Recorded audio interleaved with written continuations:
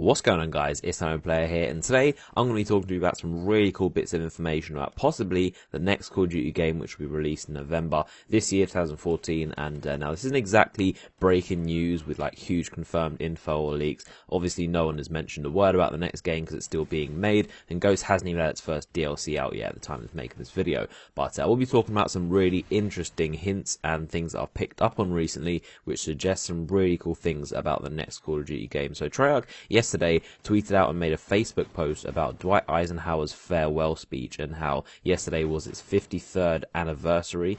Now, this to me suggests either Black Ops 3 or World at War 2, sequels to Treyarch Call of Duty games that could possibly be in the works. And leave a comment letting me know which of those titles you would like to see. I know a lot of people would say World at War was their favourite game, and a lot of people really like the Black Ops series. So let me know which is your favourite and which would you rather see, World at War 2 or Black Ops 3. Now, the reason I bring up those two potential titles is because Dwight Eisenhower, who's the President of the United States, if you didn't know, from I believe 1953 to 1961, if I remember correctly, and so he was actually the president during those times, and that's actually the time just before Black Ops 1 was set. So perhaps this is hinting at Black Ops 3. That will be kind of like an Origins game, maybe Black Ops 3 Origins, which features the events leading up to the first Black Ops game, kind of like a prologue to it. And maybe it won't be called Black Ops 3, maybe it'll be called Black Ops Origins or something along those lines. And but that's a possibility. Another one could be that it's World at War 2, and because again the time frame is very, very close to World War 2 after it finished, and maybe it's set between the COD 5 World at War game and the COD 7 Black Ops 1 game, because we know that there's a slight link between those two games. Obviously they're Treyarch made games, so the story has some kind of links, because Dmitry and Reznov from COD 5 are in Black Ops as well. So perhaps in a game like World at War 2 or whatever it would be called, you follow Dmitry and Reznov and what they did after World War 2 finished and after they finished the war. So the reason I think there's a meaning behind Treyarch tweeting out this is because it seems very too specific to be just a random kind of tweet just talking about some part of history. They say that they're just highlighting books to read that are really interesting and just bring up random facts, but this Eisenhower speech seems to be a bit too insignificant by itself to use the official Treyarch Twitter and Facebook just to point out that it's the 53rd anniversary of some random speech. And there's frankly a lot of other events that are more important. It seems very specific that they mention this speech in particular.